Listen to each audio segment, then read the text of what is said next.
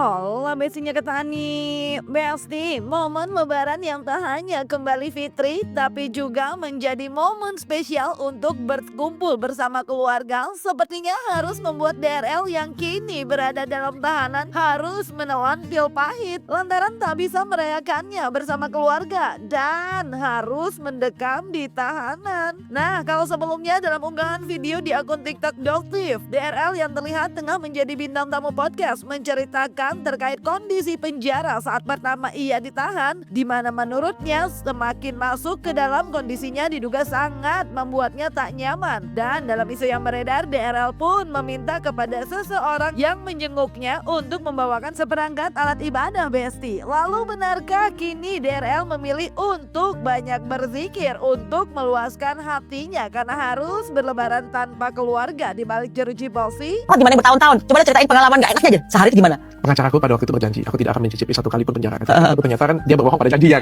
Jam 10 malam aku dimasukin penjara. Itu aku dimasuk penjara itu pakai sepatu branded, pakai jam tangan pada waktu itu Rolex. Kayaknya aku satu-satunya deh yang pakai baju bermerek pada waktu itu. Tapi disuruh buka semua pakai celana pendek. Mama papaku pada waktu itu bawain baju, tuh bawa bajunya apa jaket, baju-baju dingin ya gitu ya. Padahal gak tahu. Saya aja nih. Kita pada kesana dia pakai apa? Jangan takut kedinginan bisa. Di sini mah kepanasan. Iya panas banget. Iya pasti lah. Jadi pakai celana pendek, lepas semua atribut, kasih ke penyidik, kasih sana masuk ke dalam penjara dan masuk itu tuh aku benar-benar dimainin. Jadi masuk ke pertama kali dalam tuh ngeliat masih bagus penjaranya. Masuk lagi lebih dalam lagi jelek, masuk lagi paling dalam.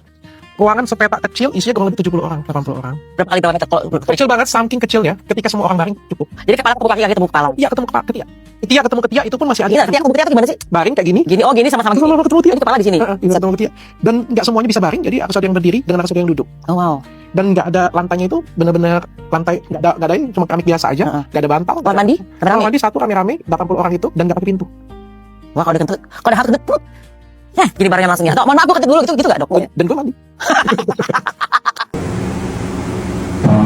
Masukan Agus nomor 5 Saudara Melapati masukan musuh.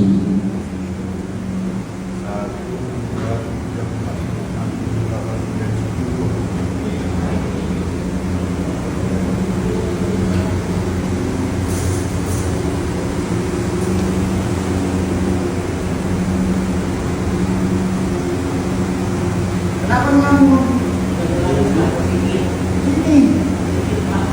Ini. Namanya siapa? Hah? Oh iya.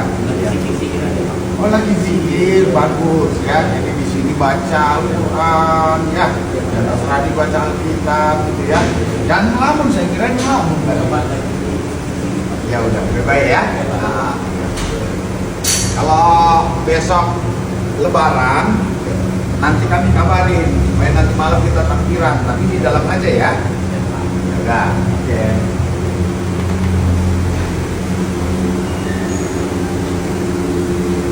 Nama kamu siapa? Hah? Oke. Ya. Panas gak di dalam sini? Panas gak? Panas. Oh, intinya masih inilah ya. Masih ya.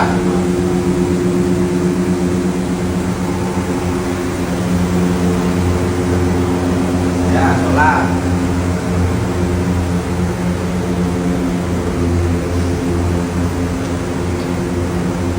Oke.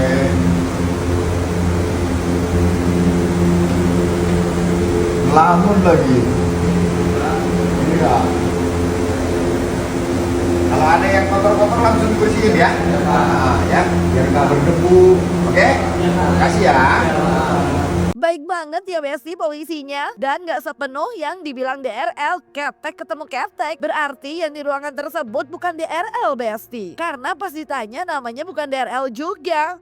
Anyway, dari Sultan kini ada di tahanan karena harus tersangkut masalah hukum. Terpisah dari keluarga saat lebaran, apalagi sebelum akhirnya harus ditahan, DRL sempat mengunggah momen liburan tahun baru bersama keluarga dengan hidangan mewah hingga menghabiskan budget ratusan juta rupiah. Namun kini sayang, kondisi tersebut diduga begitu berbanding terbalik dengan kondisinya yang harus terkungkung di balik jeruji besi.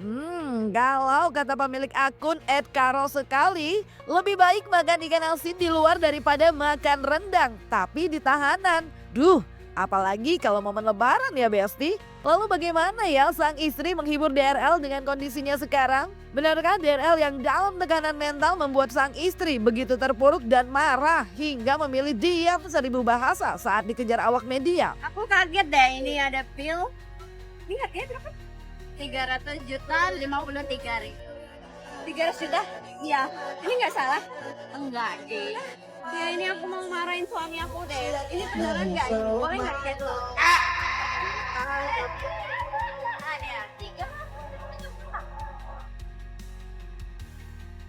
Udah, mau apa? Makan aja. Sini, makan. Serius? Minimum spend depan ini aja cuma 90 juta. Kamu pesen apa aja sih? Ini nasi goreng jutawan. Harganya 4,5 juta. Kayak ini nasi goreng termahal. Ini tomahawk harganya 4 juta. Sushi food harganya 2 juta. Terus apa lagi? Ini harganya nggak tahu sekitar 110. Ini asul yang ultra punya harganya 160 juta. Koleksi aja di rumah. Speechless aku. Berarti kalau orang yang kesini ngabisin duitnya banyak banget ya? Kaya dong. Wajar lah ya kalau enong-enong itu sukanya nongkrong di sini. Ngabisin duit nggak mikir. Makan yuk. Nih nasi goreng jutawan. Ini nasi goreng termahal daripada saya makan. Iya. Katanya Atlas murah. Enggak sih. Murah tuh orang kaya ya.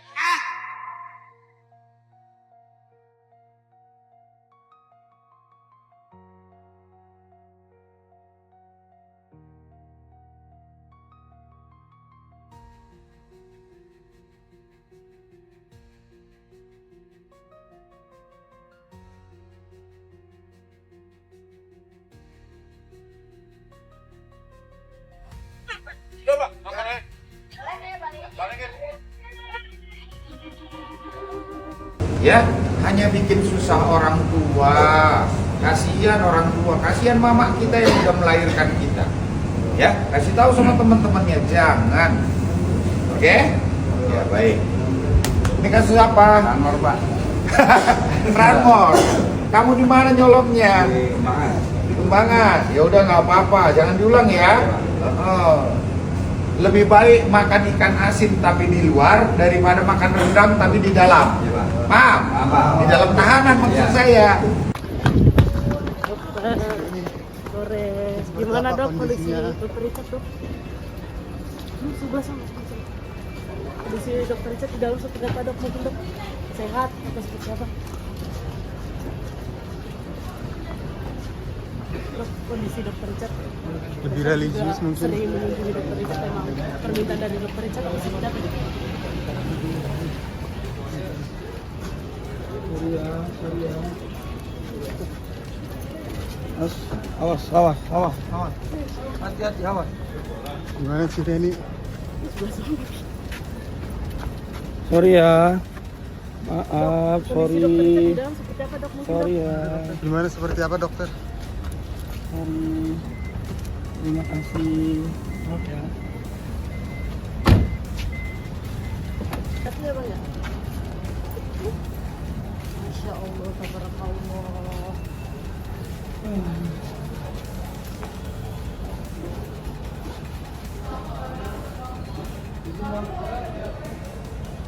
Richard di dalam gimana bang?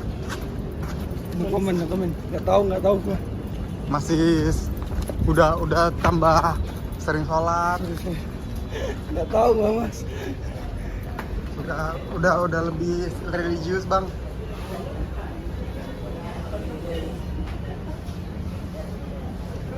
Ya, pasca ditahan, keluarga dan orang terdekat yang menjenguknya memang memilih bungkam ketika ditanya terkait kondisi DRL. Namun, pasca ditahan, bukan hanya sang istri yang diburu media, tapi juga nama Fitri Sahuteru sempat jadi pertanyaan netizen atas keabsenannya di kasus hukum yang kini membuat DRL harus mendekam di balik curi ciposi. Richard Lee nggak ada urusan sama Richard Lee. Kalau memang dia salah ya udah salah. Liatin aja persidangan. Aku komitmen. Aku kalau masalah skincare urusan bisnis aku nggak mau ikut campur. Bodoh amat. Tapi kalau ada orang bullying, nah aku maju nomor 1.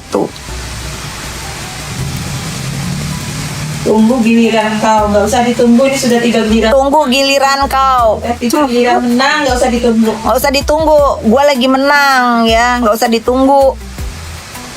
Apa yang lu tunggu? Tunggu tuh. Tunggu lagi ada yang sosmednya disita. Aduh, apa? Tunggu ya. Naik DRL aku udah bilang ribuan kali, belum sih ribuan kali, 50-an kali. Aku nggak ikut campur urusan DRL ya. Cuman aku kalau urusan bullying aku komen ya, seperti si pelapor tuh kayak orang ODGJ nungguin BAP. Kayaknya di dunia yang jadi pelapor itu cuman si Samira doang yang kayak orgil. Kalau dia memang aku mah belanya polisi aja. Kalau dia sudah ditersangkakan dan ditahan ya emang itu harusnya. Ya, aku nggak bela si pelapor, aku bela ke polisinya aja hukum. Dia sudah ditetapkan tersangka dan katanya kan dia mangkir ya dipanggil ya, memang dia salah. Dalam unggahan video yang beredar, Fitri yang diduga tengah melakukan siaran langsung sambil menjawab pertanyaan warganet ini pun buka suara terkait ia yang seraya lepas tangan atas kondisi DRL yang kini ada di balik jeruji besi. Ya, nasib DRL mungkin kini tengah berubah 360 derajat, Besti. Dari sosoknya yang seperti sultan dengan kekayaannya, kini justru mendekam di tahanan. Yang terlihat menjenguk oleh awak media pun masih istri dan beberapa orang aja. Padahal sebelumnya banyak banget temennya. Dan gak cuma itu aja. Di tengah penahanannya, DRL juga masih harus menyiapkan diri atas laporan lainnya yang juga pernah dilayangkan Doktif yang masih bergulir. Bahkan kuasa hukum Doktif pun meminta agar DRL segera ditersangkakan. Nah kan, berlapiskah? Dan maksud kedatangan kami juga hari ini untuk meminta sekali lagi tindakan tegas dari pihak penyidik Polda Metro Jaya, khususnya Dit Cyber, yang dimana kami memiliki laporan polisi terhadap Dr. Richard Lee yang sampai saat ini juga kami minta supaya segera ditetapkan sebagai tersangka, ya, mengingat prosesnya juga sudah cukup lama kami laporkan, sehingga kami juga menginginkan penyidik cyber dari Polda Metro Jaya melakukan hal yang sama, yaitu menetapkan tersangka dan segera melakukan penahanan terhadap Dr. Richard Lee juga. Kalau bisa kilas balik, apa sih Bang yang dilaporkan yang belum jadi tersangka itu di cyber? Nah ini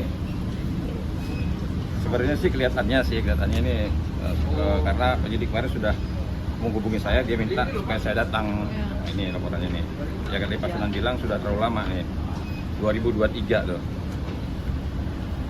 Untuk perihal kasusnya mungkin kasus apa Bang? Mungkin ini penistaan agama.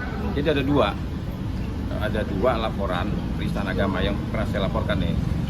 Dr. Richard ini kan, karena demo semuanya sudah upaya untuk agar penegakan hukum itu berjalan, kita sudah lakukan semua. Ya, nih ya.